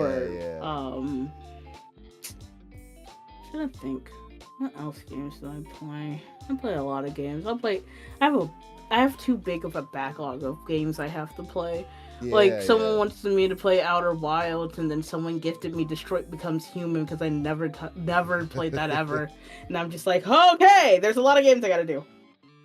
But I'm trying to branch a little bit out more towards like other things than horror games, because I love horror games. People might get a little bit like, not fed up, but like tired of me playing horror games. Sometimes. It's good. So I'm trying to do something else. Right. Good to branch out. How to say, what was it? Do you have a particular favorite video game OST? Oh boy, did you open a floodgate with that one? Have you ever heard of my Lord and Savior Toby Fox? Oh yeah, no. The fucking Toby Fox is the fourth time I just talked about it. Toby Fox. I followed Toby Fox since he was in Homestuck area. Oh wow. Yeah, it's real bad. It's real bad, but like also really good. I would say one of my favorite OSTs is probably most Deltarune Undertale, very heavily even now, because I finished chapter 3 and 4 and it's still ringing around in my brain. I have a lot of good nostalgia for the Undertale soundtrack. It's so nice. It's very peaceful, and most of the time tugs at the heartstrings. Now, another one is not really a game OST, but Howl's Moving Castle. Oh yeah. OST. Any Ghibli OST by Joe Hisaishi. Joe Hisaishi, yeah. Joe Hisaishi, sorry, my bad. I can't. No, it's fine. I can't read. But Joe can knock me on my ass with any type of music he makes. I mean any type of music he makes. Yeah. It's so beautiful. I want to get to that level. I know that level is way up there. It's going to take me a long time to reach that level, but it's so beautiful. Mm-hmm. Not a game OST, but like that. Yeah, no, it's funny. Like I saw like coming home like on the subway. I live in New York City, right? You know, very very bustling, you know, cultural hub or whatever. And I saw like an ad on the way home. Like apparently Joe Hisashi is coming sometime next year to like do this concert where he's just like shut up. I could probably go. Listen, I'm in Jersey. We can just go. We can just go. Oh my god. Are you kidding? He's coming? Oh, I gotta see it. Yeah, no, it's happening in August. I wish I knew more about Ghibli's soundtracks to really get hyped for it, but you know, I'm more just sort of a casual like Ghibli enjoyer. I love like Princess Mononoke, and I think I've seen Spirited Away, but yeah. See, I'm insane with Ghibli because I grew up on Ghibli. Yeah. Howl's Moving Castle, Porco Rosso. I name any Ghibli movie, I most likely saw it. I love like the art's beautiful, but the music is where it like really struck a chord deep down. I'm always like, when I listen to it, sometimes I start to cry because it's really good. But like another game OST that gets me like that, specifically one song, is from like the Mori soundtrack, and it's called The Last Duet. And it hurts like hell, and I love it. I've heard great things about Amori. I've never sat down to play it for myself, but I know it's a very emotionally very intense heavy game. Very emotional game. Yeah, the music for it's really cute. I don't know because it's multiple artists that worked on that Amori thing, so I don't know who like the core person is. They just literally is like just labeled Amori in their soundtrack. It's just the Amori soundtrack. That I do love that one. And another game one that I absolutely love because solely from the nostalgia reason, Sonic Rush. Sonic Rush OST. I lied. I take it back. Sonic Rush and Sonic Unleashed. I love Sonic Unleashed OST with all of my heart. It's a big band thing because Sega thought it was gonna be their last like big game, so they put literally everything into it, and it's so good. It is fantastic. It's so fantastic. The jazz is amazing. The instrument solos. I have embedded the instrument solos in my head to the point where I can just remake them. I don't know why I can just do that. I'm not normal. I love Sonic Unleashed OST, and I just opened a floodgate for my own self because I love that. No, I love the big band music in the nighttime stages. This is a shame it's being yeah, exactly. It's just like it's just a shame it gets interrupted so much by that battle jingle. Yeah, that one, and then the one that I like a lot is Holoska, the Night Stage. Where it's like, it's just the doo. It's like, it rumbles in your chest, and I love it. Yeah. It's so good. Sonic series has some phenomenal soundtracks, though. I feel like it's been getting a bit less memorable as of late, maybe. I mean, like, not to diss Frontiers soundtrack. It's got some fantastic bangers of its own, but like, you know, it being a very open world kind of game, I don't know. I feel like the music was a bit more wandery there. Have not yet played Sonic Frontier, so I can't really say what my opinion on it just yet. I did recently get it, but I haven't played it just yet. I will say the Sonic cross-world racing music, phenomenal. Yeah, I'll bet. I don't know too much about those like Sonic racing games, but I have heard some like crack cocaine into your veins. I'm telling you right now that if you like racing games, that one is really good. Yeah. Best Sonic racing game in a hot minute. I feel like, me personally, better than Mario Kart. It's crazy, like seeing And like I love Mario how Kart. much intense the rivalry between like Sonic and Mario has gotten recently, all because of like Crossworlds versus fucking Mario Kart World. Yeah, I see. It's like, okay, Mario Kart World, from what I'm understanding, it's like an open world racing thing where you kind of Right. just keep going, right? It's kind of like aimless. Crossworld feels more. It's like this fast pace. You're going to different worlds. You're going really quickly. You're going Yeah. like it's Sonic. You're going fast, and you can feel it. I played a little bit of the Mario Kart one. The fastest one feels like the slowest thing on Sonic. Yeah, it's And interesting, like sort of the difference in philosophy between those two games, right? Because on the one hand, yeah. you have like Nintendo trying to divvy up this massive like open world, like between like all these different race courses, and like trying to have all these rallies between all the courses. And whereas with Sega, it's more like a curated experience. Each track has its own like sort of, I don't know, progression. Its own theme, its own fast, its progression. It's like you can even choose you can choose what world you go into. It's really fun, honestly. And it's just like it's it I lost my train of thought. You're fine. It's like, I don't know, Mario Kart 8 feels a little bit more like a racing game, and Mario Kart World, like the World Tour one, feels like a sightseeing experience than a race. Yeah. Right? Don't get me wrong, love the music in that one. The music in that for both games, phenomenal. Love it. But like, it feels more like I'm not racing, I'm sightseeing. What Nintendo can be pushing out on their new Switch for like with like 60 frames per second, very crystal clear. That's what it feels like compared to Sonic, where it's like, I'm racing, I'm battling these people for first place. Like, actually, like, skin and nails, tooth and, like, just really getting it at, really trying to kill these people to get first place. Yeah. It's fascinating. You know, I haven't yet got a Switch 2 of my own, but if I do, I would like to, you know, try Mario Kart World at least. And yeah, I tried it at, you know how they have like the Mario like the Switch 2 displays and you can try it the game. Right. I don't have a Switch myself. I tried it and it felt slow. Unfortunately, it felt slow, and I'm like, not really a selling point for me to get the Switch 2, but I will say Rhythm Heaven, when it comes out in Tomodachi Life, I maybe. Oh yeah.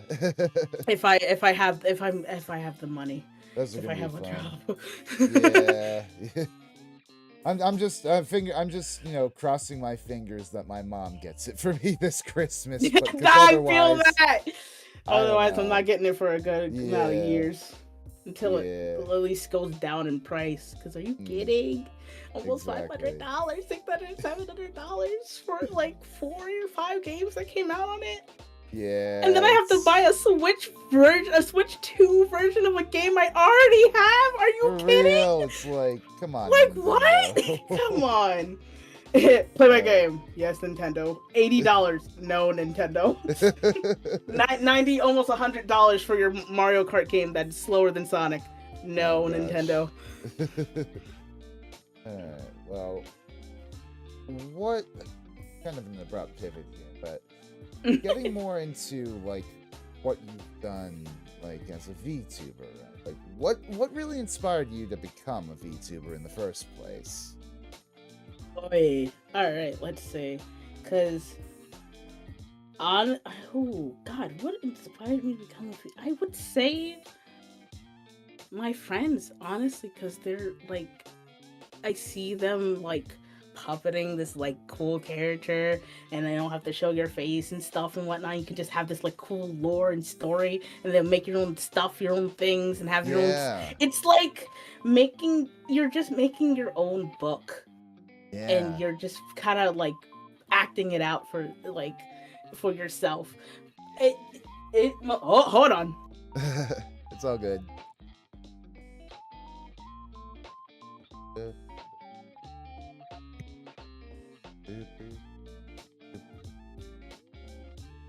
It's fine. I can. No, it's okay. I'll just. No, it's okay. I can just hold on to the dog. You're fine. It's sorry. My mother, she came in to check on me, and then the dog ran in. Oh, it's okay. Don't bug me. You can stay in the room, just don't bug me. Precious doggo. So, what was I saying? I think you were talking about like your VTubers. friends got you into My friends got me into doing it because were they already like indies in the scene that they're already like indies doing their own artwork and stuff. Okay. The two artists that got me into it, which are close friends of mine, Blackberry VT and Spiffy Inc. Blackberry VT gifted me a like half body VTuber for my birthday, and I never expected that to happen, and that's when I really got my foot in the door of like puppeting a VTuber instead of just having this little PNG tuber that I have, which I love the PNG tuber. It's great, but like moving around, seeing your character literally come to life by you, it just hits different, right? Yeah. And you just want to keep making stuff with this thing. Like you're thinking about different toggles, different like story things you want to make with it, different like faces, expressions. Maybe one day I'll get a full body and I can move my arms around and stuff, and it'd be so fun. God. I'm still waiting. One day I'll probably be in VR chat and just move around and do a cooking stream or something. It's just, it was so fun. I'm still waiting to be able to afford like basic tracking shit. Yeah, it's a big investment, but it's an investment that I'm willing to take because it makes me so happy to do. Yeah, it's something that I want to keep doing, even if it doesn't like take me anywhere. It's just for me. It's my thing to get my story, my little music, my stuff out there to the world without like revealing my face, I guess, or revealing I can. The fun part about this is I can literally separate myself from like VTubing and then my personal life, so it's not too like people getting too invasive, and I love that. No, it's good to feel like a boundary in between it. Good to have a little space where you can just be, your own creative self. My little goofy little silly Sona that you make that people throw bricks at and rocks at, and they go dance, Chester, dance. All right, not the cans.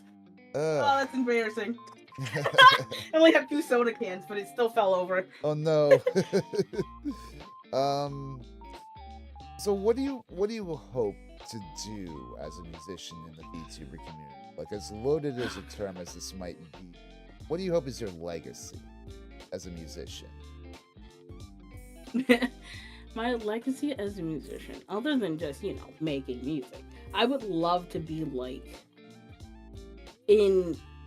do big things with probably big people. Like if Iron Mouse can reach out to me and make like a big music video thing with them, that would be amazing. Or like even what is her name, Calliope, she has like a song in like an anime that I'm watching, and I'm like, that's so cool. Oh yeah, like Gachuyaka. Want to get one of your songs in like an anime or something, like a show or a movie, or like do like a cool score or something, like just that, or even just make like just make it albums and put them out there and see them sold on CDs, vinyls, records, anything that someone could have a physical copy and just take it home. It's so cool. No, right? It's fascinating. Every musician's dream is just to like have their music be listened to. Yeah. That's what I want. It's fascinating to go into a store and see like physical like a VTuber music being sold. Like, I mean, granted, it only seems to be in like Kunia and that sort of stuff where you can find it, but like I've been there in the past and seen like the displays of like Suisse and Cali vinyl, and I'm just like, and it's like cool, dude. I want that. I want to do not even like a money thing, just like to have people listen to your music, and like people who would never interact with this space ever, just to hear your music, and then someone says your artist's name and you're like, oh, I know this musician, she does blah blah blah, and I like it. It's so cool hearing like you're like, I don't know, some like old grandpa or grandma saying like, oh, I listened to this person I don't know what they really do, but like their music is great. And I'm just like, that's crazy. You don't even know what this is, and you're still listening to my music. That's great. Yeah. I just want people to hear the songs and the silly little tunes I got to offer. That's good. Yeah, I mean, that, and like even when you're like God, it just keeps going. Like another what was his name? He was a lo-fi. He was the grandfather of lo-fi, and I'm listing his name. Junebid, New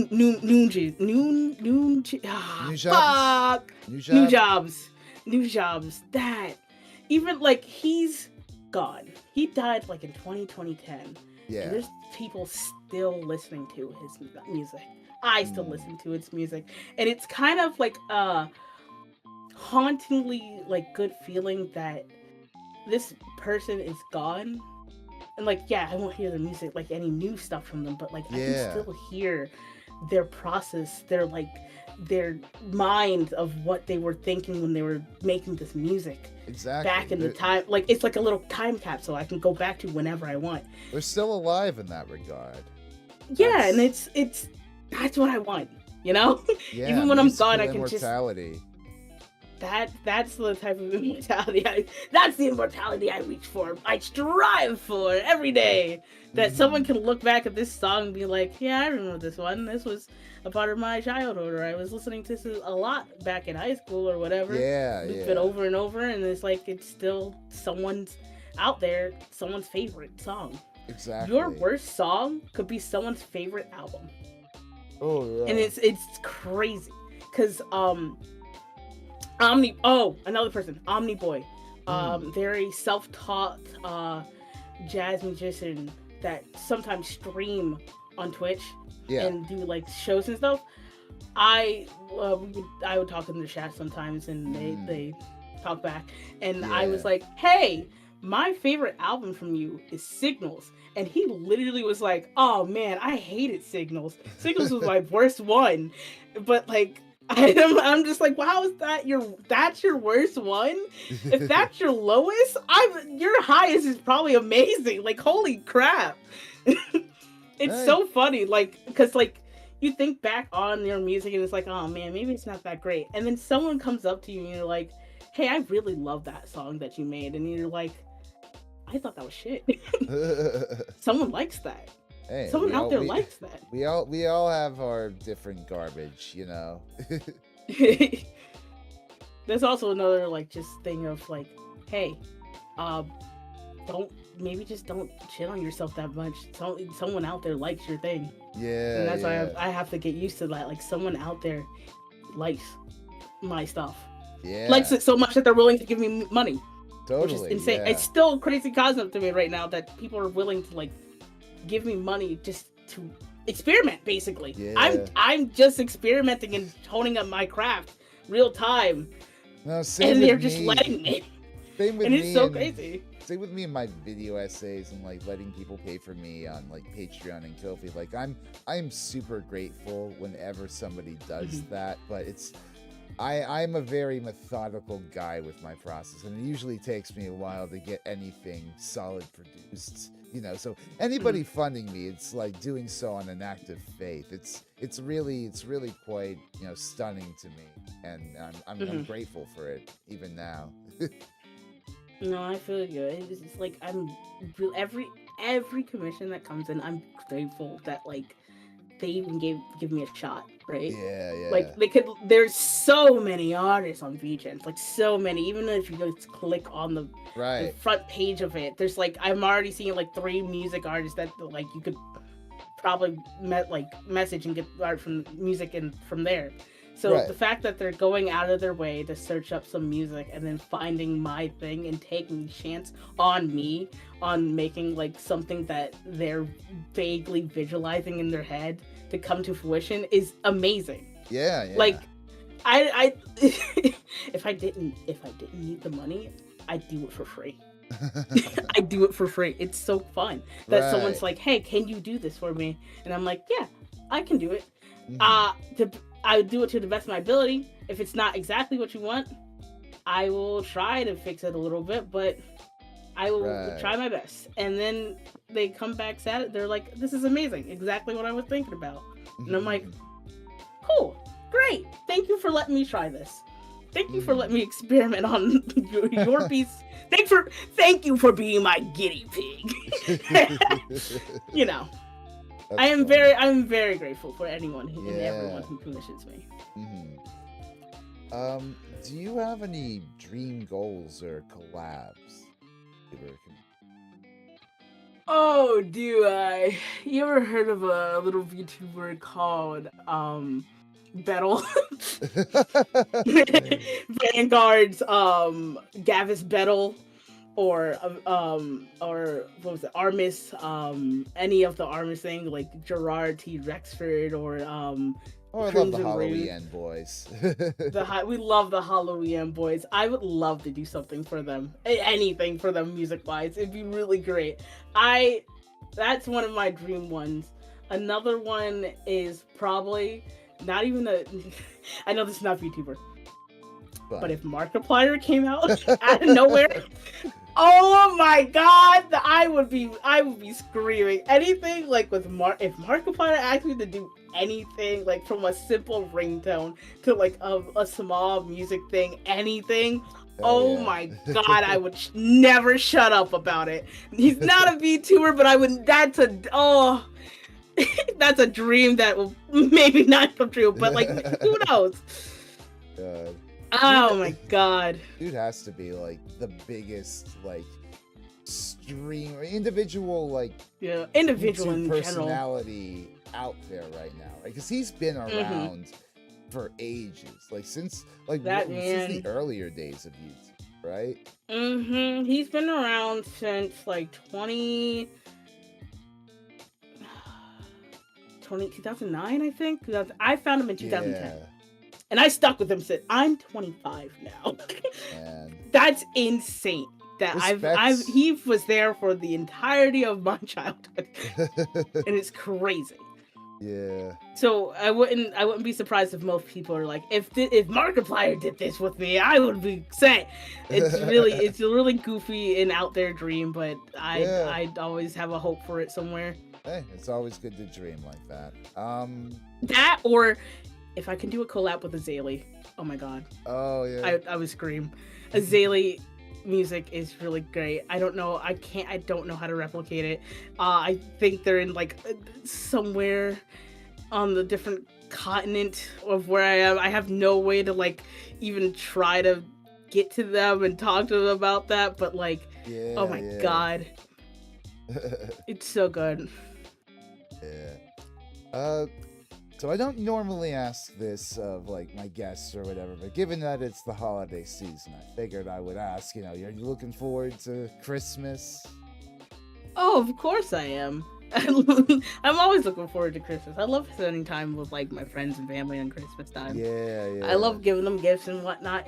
I'm very excited. It's usually I just kind of just hang out with my family. It's been a little bit more harder now since like I don't live with my family as much anymore. So Right. Christmas, Thanksgiving, the holidays where I can just see all my extended family in one room is always great. I as much as they drive me crazy, I do miss them sometimes. Yeah. No, I'm Especially glad to my be able sibling. to glad to be able to spend some time with family. I'm glad. Like I said at the beginning of the stream, my mom's coming up, and we're gonna have like Oh, we're gonna nice. go out for dinner and maybe go to a museum or movie or whatever after that. Oh, nice. If you do get the chance, like just like maybe just jump in a car, go to like I don't know if it's a rural area more in New York or something, but what my family used to do, we jump in a car, get some hot cocoa from Wawa, drive Oh around yeah. looking at the Christmas lights. Oh. That's what we do, and it was really nice. Yeah. It's so yeah. nice.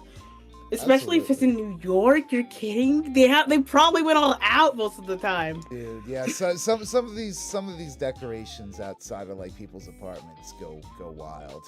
Crazy. I love just like looking at them.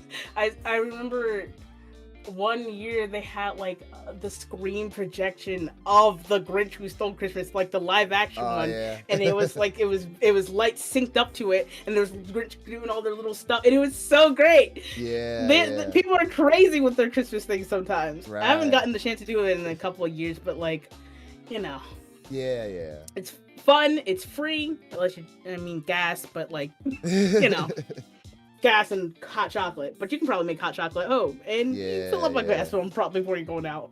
That sounds like a really nice tradition. Do you like Christmas music? What's your favorite Christmas song? My god, you love just opening floodgates, aren't you? Don't you? I love Christmas music. I made a personal like I guess a stream personal playlist of all the Christmas music I usually listen to. Oh, okay. As a kid, my favorite song was "I Want a Hippopotamus for Christmas" because I don't know, I just love singing that one. I love the Linus and Lucy theme. What is it? The Christmas waltz one where it's like, "It's that time of year." That one. There's a lot of like. Polar Express, hot chocolate. Love that one too. How you can never go wrong with listening to the Polar Express soundtrack and the Grinch Who Stole Christmas. I love Christmas music. I did do a cover on. I did do a cover with our Aria or Blackberry VT. It is on my channel. Oh, that's good. Is it on my channel? No, it's on her channel. My bad. Blackberry VT on YouTube.com. Yeah, you can watch it there. That was like last year. Yeah. I did it. I didn't get the chance to do a cover this year. I wanted to. I kind of slacked on it with like commissions I had to do, and then also not really feeling like recording. You know, sometimes how you just record yourself and you're like, this all sounds bad. Yeah. So it's just that. And I was like, you know what? Next year. Yeah, no, I feel that. You know, I was thinking, I wanted to do like a cover, like this was like maybe a few nights ago, a bit too late for this season, but I probably, if I had more time, I would have wanted to do a cover of that old John Lennon Christmas song, War is Over or whatever. Yeah, The Christmas music that I tend to like is more just like, I guess, like standard rock bands trying to do their own like sort thing of Christmas. And stuff. Yeah, like I don't know, like maybe Wham's Last Christmas is a good example. Wham's Last Christmas is so good. That and there was another one, Christmas Rapper. I think it's Christmas rapping. Merry Christmas, Merry Christmas. Maybe I'll skip this one this year. That one, I like that one too. It's just like when it comes to Christmas, but I can appreciate it in its time and context, but I don't like when it gets overplayed. Like, and I can just, my heart goes out to all the people working retail at Christmas time. Oh, yeah. Listen to that stuff on loop. I mostly listen to instrumental Christmas music. Yeah. There's a few that are just like, vocals like, do you count Few of My Favorite Things as a Christmas song? Because I do. No, I mean, really? My favorite things. It's the Sound of Music. I've seen it lumped in with Christmas tunes before, sure, but like I count it as a Christmas song. It's very something about it just screams Christmas for some reason. Also, it's a waltz. Yeah, fair enough. It is a waltz, and like Once Upon a December, I also count that as a Christmas music, even though it's just like its own thing. Yeah. There's a few songs that I listen to with like lyrics like that, like the Pentatonics, "God Rest You Merry Gentlemen," because you can never get enough of Pentatonics. Yeah. And then some people like, I don't know if people listen to Shirley Temple, like the Shirley Temple songs ones, those two, but mostly it's just instrumental of like Jingle Bells or Linus and Lucy or the Nutcracker. All that. That's good. I just listen to those. I'm very instrumental heavy, if you haven't noticed. Hey, that's fair. It must help for sure to to get a better grasp on composition. Listening to instrumental music all the time. Hmm. I really do just like listen to how like certain instruments are played and how like Yeah, they yeah, like certain. What I really listen to is, or like to listen to is like you can hear the fingers moving on the instrument, hmm and I try to see how I can replicate that in a oh digital yeah, media. hmm And it's like a saxophone where you can hear the valves open and closing yeah, on the yeah, things if they press it too hard, or a guitar when you can hear them, we hear your fingers sliding. Lena yeah, Flores, they play. I know they just physically plays their thing, but there's like a song called "Try Again Tomorrow" where you can hmm hear like each instrument, like each finger strut going up and down on the yeah, guitar, yeah, and I love that. Or even hmm on the violin, you can hear like the how the finger I forgot what it was called, but how the finger is like wiggling back and forth on the string to make it sound like vibrato. a Yeah, vibrato. There it is. That's the word. I love when people do that, and I find it very interesting. I find it very cool that people can try to imitate that in a digital media when there's yeah, no yeah. one actually physically doing that, and it makes the music feel more alive, and I love that. Absolutely. Yeah. So we're just about at the end of the questions I have prepared, but something I usually like to end off, these questions with, Mhm. for my guests, I usually like to ask, given the, shit show of this past year we've had, Oh God. I'm often wondering, right, what sort of music do you like to listen to in times of stress? Like when you're feeling sad, if you're feeling angry, depressed, any negative emotion, where do you turn Oh to boy. for support? Any negative emotion, I would say if it's like more of an anger thing, I kind of go back to my roots as a middle schooler and full on 3 Day Grace and stuff, and Uh, kill like and Rage the Machine, killing in the name of and yeah, stuff. yeah, yeah. Like animal I become, all that stuff is so stupid.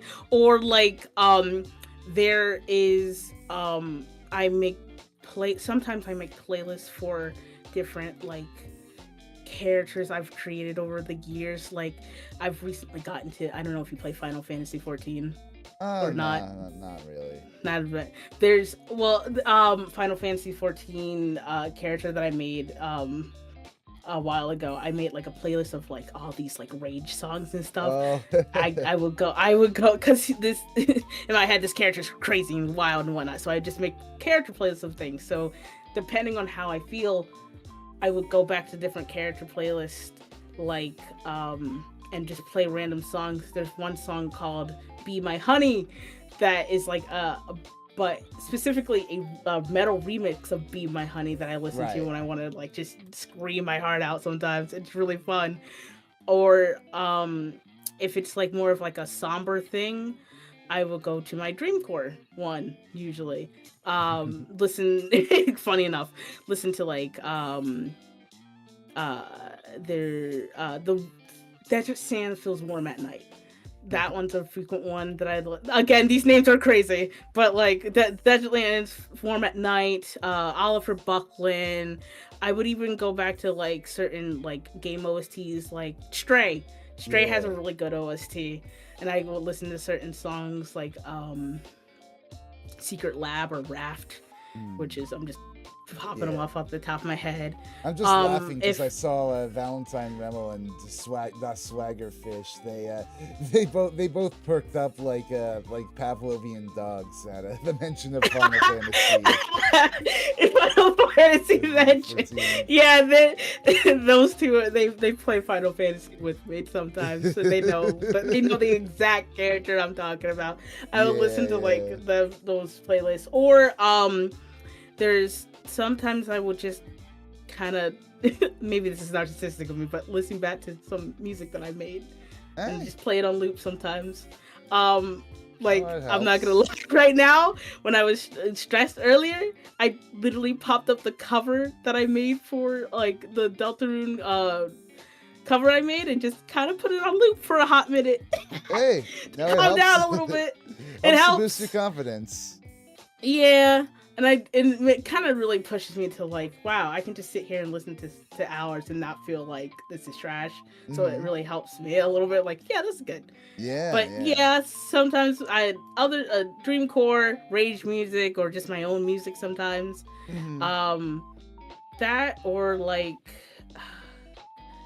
I there's certain songs that I've heard, like certain old like video game songs that I heard like growing up, like Yeah. even the old games that my dad played.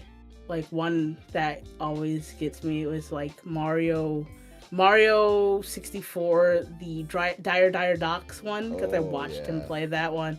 That one. Um, I would listen to like trying to think of another game he played. It was Jack and Daxter. It was Oh, like yeah. a certain song from Jack and I can't remember the song name for the Mhm. life of me. Right. But it was like them in a bar or something, and I would listen to that one sometimes. Anything from like even the old Mario games, because my mom used Yeah. to play that a lot. Very And nostalgic comfort music. very old nostalgic comfort music is where it goes most of the time to chill Yeah. out. That or Valid. I will you ever just like listen to one specific song on loop? Do you ever Yeah, do yeah. that? Just like you're not in the mood for nothing else, and Yeah, it's yeah. one specific song on loop. That sometimes changes for me throughout the year. Hmm. Right now, that one specific song that on loop again and again by what's her name? The Birds and the Bees. That's the one song that I go I back see. to. That's cool. Sometimes some friends song too, but Well, that is about the end of the questions that I had prepared. Is there anything else you wanted to talk about or ask about? Or mm. What are the songs that you listen to when you're, in that negative space?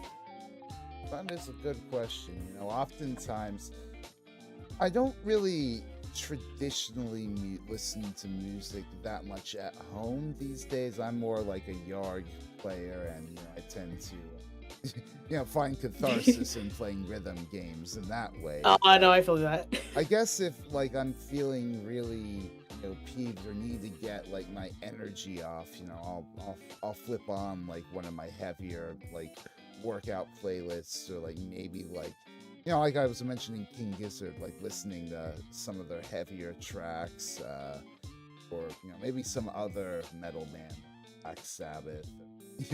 God, excuse me. God forbid I put on my fucking Slayer playlist. That shit is The intense. Slayer. Oh my god. No, I feel that. Sometimes when it's like really I made a while ago, I made a joke playlist where it's just Brazilian funk, but sometimes you just gotta listen to that and just do you just do the shit that pisses you off while listening to Brazilian funk, and it's way fun. It's so stupid, but it's so funny. And it do go hard sometimes. It does go hard sometimes, and I don't know why I like it. Yeah. Oh my Well, god. Well, Zer0GShade, this has been a fantastic stream. Thank you for joining me today. Oh, thank you for having me. I had a really fun time. I thought I was gonna be boring, but I think I entertained your chat enough. Well, I'm glad. I'm glad we had our conversation. It was very lively and entertaining. Where can people best find you? You can best find me on twitch.tv/0ZShade. The O, I think it's an actual 0. Yeah. You can also find me on VGen with the same username. Most of the time, if you're trying to find me, 0GShade. everywhere. That's my thing everywhere. But mostly I am on Twitch. I'm on VGen. I will upload on YouTube too as times. Um, is there anywhere else I'm at? TikTok too. I need to go back to editing videos for that. That is. But other than that, that's where I am at. Yeah. Well, if anybody from my audience is checking this out, if you need a BGM, commission, if you need a jingle commission, if you're just looking for somebody with good vibes, just to watch, send your little Lorbo at and make music for. And go check your Zer0GShade out. And if you're from her audience and checking me out, feel free to peruse around the rest of my channel. Maybe like the stream, give a comment below. Subscribe to my channel for more music talk streams like this. And I also specialize in doing like historical deep dives into aspects in specifically rock music history. So if any of that sort of stuff interests you, feel free to stick around, subscribe, and do all the YouTube engagement shebang. But otherwise, let me see if I can dump y'all off somewhere nice tonight. Dump them off into the trash can like they belong. No, I'm joking. It's fun, getting to find like raid targets on YouTube. I don't know if you're aware that YouTube introduced raiding. I did not actually. I have yet to stream on YouTube. I want to try it though. Okay. Because Twitch is Twitch is something. Okay. I think we're gonna raid into Aya Amare. She's streaming right now, and I love my Gooby. So. Ooh, nice. Let's go check her out. If you all want to join me there, feel free to type into her chat as well as me, Cat Raid. But otherwise, if you all want to go, just settle down for the night, maybe get yourself some dinner, like I probably will. That is all well and good too. In either case, thank you guys for tuning into today's stream. Like I said at the top of the stream, I'll probably have more to say soon as I'm editing the third hair metal history part, about my progress on that. But I'm looking forward to having that out in the new year, either, late January or hopefully February. Don't hold me to that, but I'm really hopeful that we'll be able to have, I'll have a new long-form deep dive sometime around then. But in any case, thank you guys once again for tuning in. I've been your host, Zer0GShade, and I will see y'all next time. Bye-bye!